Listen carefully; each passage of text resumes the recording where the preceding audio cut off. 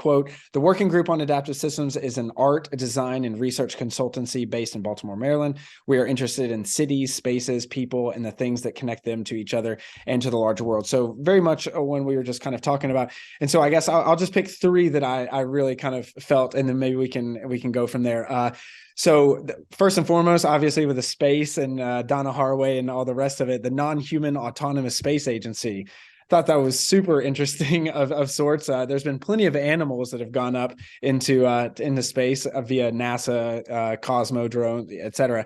But the non-human autonomous space agency. Tell us first, I guess, a little bit about the Working Group and Adaptive Systems, and then kind of these other projects that you might want to go a little deeper. The second and third one was the Evergreen Commons. Loved that, and then also mapping and master planning. Again, kind of so that kind of cutesy, et cetera. But then the Evergreen Commons and the master plan mapping and master planning was super interesting in terms of policy, governance, et cetera. So maybe just talk a little bit about that. Sure. Yeah, it's some deep cuts. I like it. So the Working Group on Adaptive Systems broadly has been sort of my kind of venue in which I get to play with others. Yeah, And that means cool. people, that means it's the funny thing, this private joke in calling it the Working Group is really just me. But with every project, I bring in other people and collaborate with people from other disciplines, with artists, with writers, with Cool. people in anthropology and sociology. It's a chance to play with others, and whatever the outcome is, they can call it something completely different, right? I mean, they might have a completely different agenda for the project, or even a different title or something like that. So it's a venue in which collaboration can be centralized, because it's always me plus others. And so for things like Evergreen Commons, one of the things, there were three primary collaborators that worked on that project: myself and my friends Eric Lashinsky and Ryan Patterson. Ryan Patterson works in public art and arts administration. Eric is an artist and a planner. And what we wanted to do, we had the opportunity to work on an 18th century, the grounds of an 18th century mansion that has this sculpture biennale, of course, every 2 years. So we were commissioned to propose a project for that. What we wanted to do was immediately sort of pass the baton to other people. We wanted to make a platform for other people to come and participate. So we didn't keep any of the money. We actually lost a ton of money building what we built, which was the sort of framework of an urban public space. Mm-hmm. So it was a hardscape in this lush green fields on the grounds of the historic estate. We built a piece of the city. We built a sort of harder, grittier place that people could just hang out in, with a basketball hoop, with benches, with trash cans and things like that, chain link fence. And we invited other people to do installations and events in that space as a platform. So we had things like the artist Sarah Doherty, who's casting Cabbage Patch Kids into concrete and making planters and all kinds of strange and interesting public monuments as part of her practice. So she came in and did work. We had Gary Cacciadorian, who's an artist who reproduces textures and patterns at scale. He sort of draws them really small and then he blows them up on a Xerox machine back to full scale. Oh, whoa. So he Okay. made us a cinder block wall, but it was Oh, yeah. it was a Okay. Xerox drawing of the cinder block wall made of 8.5 by 11. That's then, the size of a real cinder block wall. So it's a chance to, again, play with others and help in the co-production of a kind of world where you're giving away some of those resources and control and specificity and saying okay, let's see what's possible, or let's just all get together and make the space ourselves, as a group. And then with something like the non-human autonomous space agency, that was a point in my own research about space cities and the future of human space habitation, where I wanted to step back from research and act again as a designer and say, okay, well, I'm reading and writing and interviewing people about these big rotating habitats in space in the future. Hey, Fred, you're a designer too. Why don't you design one of these things? So Right. immediately that question of who gets to go Yeah. comes into the Yeah. forefront. And I was making these. I wanted to center the things that people do really get excited about, which is like Leica. If you say the word Leica, anywhere globally, right, we understand. Okay, that's the Camera. cute little dog that the Russians launched into space. Literally, the first Earthling in space was Oh, a yes, yes. dog from the Yep. streets of Moscow. Um, and everybody, she was on ceramics. She was on, it was in the newspaper. It's a very sad story because they didn't plan for her to survive the return to Yeah. Earth.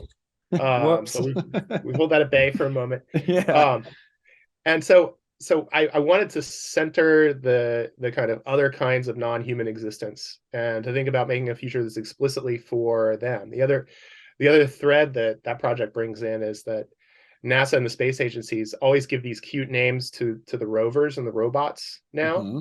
Hmm. and they sometimes give them Twitter accounts, and they speak in the first person, and they talk about, oh, here's an update on my adventures, on the Right, surface of right. Mars. Yep, yep. So, and then they die, right? Everybody's sad again because we had this emotional relationship, with the artifact, with the technology, Right, right? This right, is right. again science and technology studies, how people think about their relationships with these bigger systems. So I was drawing and sketching, things like coming up with ideas for a space habitat that I might want to design. The human presence just gradually sort of faded away.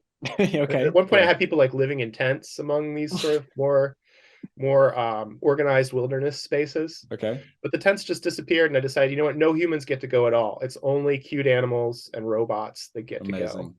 And we can And follow along with manatees. them via Twitter. We can follow along with them via, TikTok. They could record videos. They can share their adventures with us.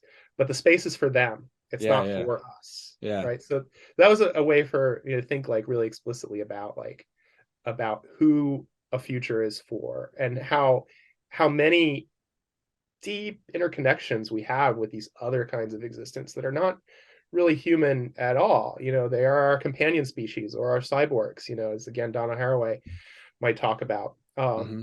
They are important to any human future. I mean, the most I used to raise chickens, and the most populous sort of non-insect animal on the planet is the bird, right? Birds are the most common Wow. animal if you discount insects. The most common bird is the domestic chicken. So It's if great. we go to Mars, we humans go to Mars. If there is a if there ever is a bird on Mars, it will almost certainly be a chicken, a Right. domestic chicken, right? Chickens will be the first birds on Mars. And I think Amazing. that if you look at space history and speculative space futures through those lenses, a lot of fascinating things open up. Plus, I got to make all these renderings with like manatees floating and That's in what space. originally made me And click on it and then go. We went down the rabbit hole because of that. So good job for your illustration. I just really love manatees. They remind me of the space shuttle. They're Yeah. kind of like a little bit goofy and ungainly, a little bit like strangely bulky in weird places. Oh, And you that's go funny. like, oh, why does it look like that? But they're engaging, right? Like the space shuttle is just instantly recognizable to any kid, even though no space shuttle has flown since like 2011. Yeah, it's been a minute. Yeah, It's true. still an icon, right? And we have this emotional relationship with it. So there was a resonance there, too, between sea creatures and ships and things like that. The way they move in weightless Yeah. environments is similar. So that's great. So I guess finishing up with the, kind of the working group on adaptive systems, excuse me, and I'll put some links in, and maybe we put even like the manatee up and stuff. But I guess now that we're here and talking about this, I think you brought up something really interesting that I wanted to make sure. I guess we just plug in. The question is about scales. So I mean, a lot of interrelatedness in today's world is like just nested within scales, and it's just like, how deep do you want to go? Down the rabbit hole, down or up? It doesn't really matter. So one of the things you brought up that was pertinent to me, especially that goes with like urban planning, et cetera, is that now I've kind of come around to the idea, and this is not like some crazy thought, but like, nation states as it is today, or even the state system in the United States just really it's not really working anymore. And so one of the things that I've kind of really taken up as a personal cause or whatever to go forward is bioregional governance, and like how that is really, the scale, if you will, of really a lot of decision making. Because you mentioned how do people in Baltimore get their water or their air, or et cetera, and then and how things are historically situated from way back when. I mean, here in Los Angeles, when I was there, like the pollution, is mostly on black and brown people, and kind of that kind of in other cities too. It's not just Los Angeles, but like where pollution is and all this kind of stuff. So where do you have any thoughts on like scaling of sorts? And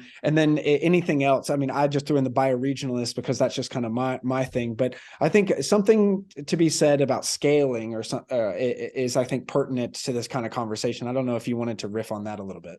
Oh yeah, for sure. No, I mean, one built into the name too, the working group on adaptive systems, is that idea of systems and how systems become visible or legible or interactive with the people who are subject to them or who designed them, right? So it flows both ways, right? We try to change systems, we try to design systems from the ground up. Systems also change us, and systems also sort of co-design our set of possibilities and our set of possible worlds. And so making those things legible is something that I'm really interested in thinking about and reading about. You know, as I'm looking at my bookshelf over here, I've got Shannon Mattern's Code and Clay. Oh yeah, sure. You know, and she's one of many people who are really directly engaged in this question at the really macro level. Like, how do you make systems legible? And for me, one of the answers has been like something like the mascot, you know, which is also what the manatee and the space shuttle are. You know, they're kind of mascots for these big, super complicated, hard to understand, interconnected systems. In the case of the space shuttle, we tend to think of it as just this autonomous thing, like it can just go and fly to space whenever it wants and come back, right? But there's nothing that's more dependent than a spaceship. Right. There's nothing that's more systems dependent than something like a spacecraft. And all that is sort of captured, but sort of also hidden by the figure of the shuttle itself, you know, as an icon, as a mascot. So that question of how do we make systems legible and more kind of interactive is something that's really, really fascinating. One of the other things that one of the other projects that I got to work on as part of the working group on adaptive systems was a scale model of the solar system, which was really? Yeah. So I got the chance to.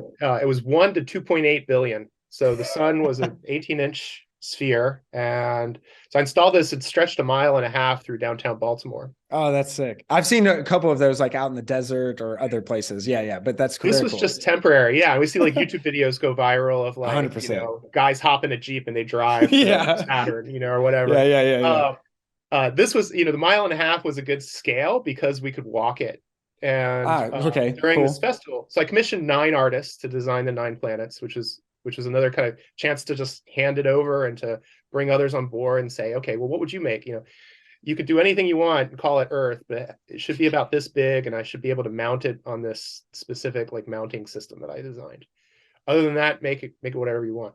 And 2 of my former students collaborated to make Earth out of neodymium, rare earth magnet that is essential to things like cell phones and computers and solar panels.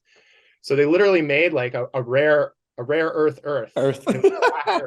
Love it. Fantastic. So, and this is during an arts festival that takes place regularly in Baltimore in the summertime. So it was a commission, you know, for a temporary limited installation.